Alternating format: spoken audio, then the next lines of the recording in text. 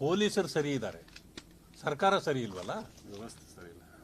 ಸರ್ಕಾರದ ವ್ಯವಸ್ಥೆ ಸರಿ ಇದ್ದಿದ್ರೆ ನಾವ್ಯಾಕೆ ಕೇಳಬೇಕು?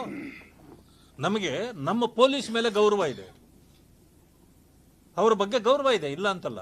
ನಮ್ಮ ಪೊಲೀಸು ಒಳ್ಳೊಳ್ಳೆ ಎಂತೆಂಥ ಕೇಸುಗಳನ್ನು ಭೇದಿಸಿರ್ತಕ್ಕಂಥವ್ರು ನಮ್ಮ ಇಲಾಖೆಯಲ್ಲಿ ಇದ್ದಾರೆ. ಆದರೆ ಅವ್ರನ್ನ ನಡೆಸ್ಕೊಳ್ತಕ್ಕಂಥ ಸರ್ಕಾರ ವ್ಯವಸ್ಥೆ ಸರಿ ಇಲ್ವಲ್ಲ. ಸರ್ಕಾರ ಏನು ಮಾಡ್ತು? ಒಳ್ಳೆಯ ಪೊಲೀಸು ಅಂತ ಹೇಳ್ತು. 11 ಜನ ಕಾಲ್ ತುಳಿತಕ್ಕೆ ಸಿಕ್ಕಿ ಸತ್ತಾಗ ಸರ್ಕಾರವೇ ಹೇಳ್ತು ಅವ್ರದ್ದು ಏನೂ ತಪ್ಪಿಲ್ಲ ಅಂತ. ಮೊದಲ ದಿನ, ಎರಡನೇ ದಿನ 5 ಜನರನ್ನ ಅವರೇ ಸಸ್ಪೆಂಡ್ ಮಾಡಿಬಿಟ್ರಲ್ಲ. ಇವರು ತಪ್ಪು ಅಂತ ಗೊತ್ತಾದ್ಮೇಲೆ, ಸರ್ಕಾರ ತಪ್ಪಿಗೆ ಸಿಕ್ಕಾಕೊಂಡ್ಮೇಲೆ, ಕಪ್ಪು RCBದು, ತಪ್ಪು ಸರ್ಕಾರದ್ದು, ಶಿಕ್ಷೆ ಪೊಲೀಸ್ನವ್ರದ್ದು. ಇದು ಸರಿನಾ? ಆಮೇಲೆ ಇದುವರೆಗೂ ಎಷ್ಟು ಇದನ್ನ ನೀವು COD ಕೊಟ್ಟಿದ್ದೀರಿ, SIT ಕೊಡ್ತೀರಿ, ಎಲ್ಲ ಕೊಟ್ಟು ಕೊನೆಗೆ ನಿಮಗೆ ಕೊಡೋ ಸರ್ಟಿಫಿಕೇಟ್ ಏನಂತಂದ್ರೆ ಕ್ಲೀನ್ ಚಿಟ್ಟು. ಕ್ಲೀನ್ ಚಿಟ್ ಕೊಡ್ಲಿಕ್ಕೇನೆ ನೀವು ಅವ್ರನ್ನ ನೇಮಕ ಮಾಡೋದಾದ್ರೆ ಬೇಡ, ಅದಕ್ಕೆ NIA ಕೊಡಿ ಅಂತ ಕೇಳ್ತಾ ಇದ್ದೀವಿ.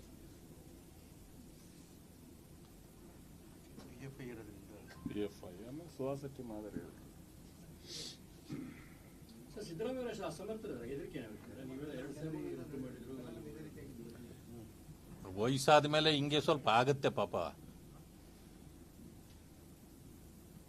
ಚಿಂತೆ ಮಾಡೋದ್ರಲ್ಲಾಗ್ಲಿ, ಅಡ್ಮಿನಿಸ್ಟ್ರೇಷನ್ ಮಾಡೋದ್ರಲ್ಲಾಗ್ಲಿ ಸಾಮಾನ್ಯವಾಗಿ ಹಿಂದೆ ಬೀಳ್ತಾರೆ.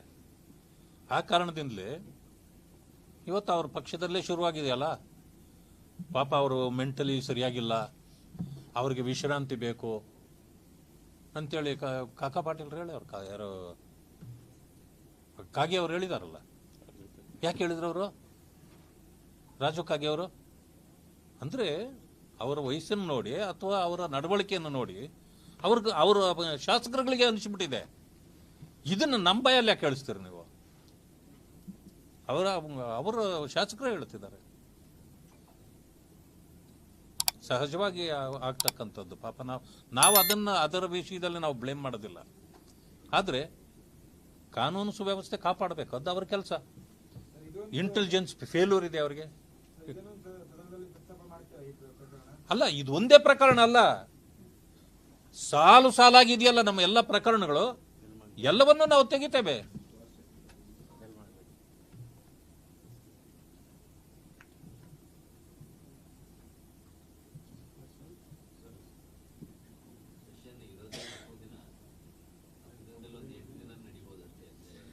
ಹತ್ತು ದಿನ ಇಲ್ಲ, ಅದರಲ್ಲಿ ಮಧ್ಯದಲ್ಲಿ ರಜಾನೂ ಇದೆ. ಸ್ವತಂತ್ರ ದಿನಾಚರಣೆ 15ನೇ ತಾರೀಕು, ಅದು ಶುಕ್ರವಾರ ಬರ್ತದೆ. ಶುಕ್ರವಾರ ಆದರೆ ಶುಕ್ರವಾರ, ಶನಿವಾರ, ಭಾನುವಾರ 3 ದಿನ ಹೊರಟೋಯ್ತು. ಅದರಿಂದಾಗಿ ಇರೋದು 9 ದಿನ. ಮೊದಲ ದಿನ ಏನು ಮಾಡ್ತಾರಂತ ಗೊತ್ತಿಲ್ಲ. ಹಂಗಿದ್ರೆ ಇರೋ ಒಂದು 8 ದಿನದಲ್ಲಿ ಅವ್ರದ್ದೊಂದು 25-30 ಬಿಲ್ಗಳು ಈ ಸಾರಿ ಪಾಸ್ ಮಾಡುವಂತ ಇವೆ. ಅದಕ್ಕೆ ಕಡಿಮೆ ಸಮಯ ಇಟ್ಟಿದ್ದಾರೆ. ನಾವು ಚರ್ಚೆ ಮಾಡತಕ್ಕಂಥ ಹಲವು ಸಮಸ್ಯೆಗಳು ನಮಗೂ ಇವೆ.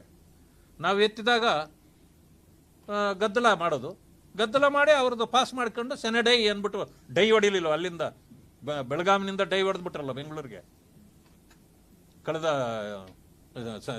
ಇದರಲ್ಲಿ.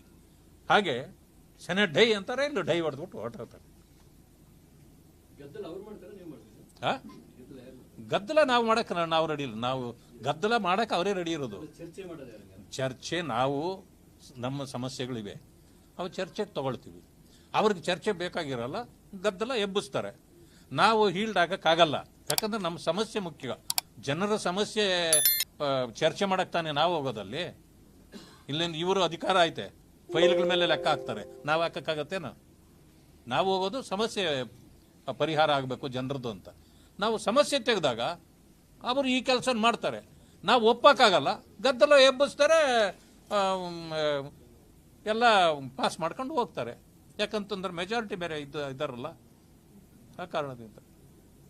ಅದೇ ಹೇಳ್ಬಿಟ್ಟೆ ಅವರು BJPನವರು ಎಷ್ಟು ಎಗರಾಡಿದ್ರು, ಬಟ್ಟೆ ಹರ್ಕೊಂಡ್ರು ನಾವೇನು ಕೇರ್ ಮಾಡಲ್ಲ ಅಂತ ಮೊದಲೇ ಹೇಳ್ಬಿಟ್ಟಿದ್ರು. ಹೇಳಿಕೆ ಮೊದಲೇ ಕೊಟ್ಬಿಟ್ಟಿದ್ರು.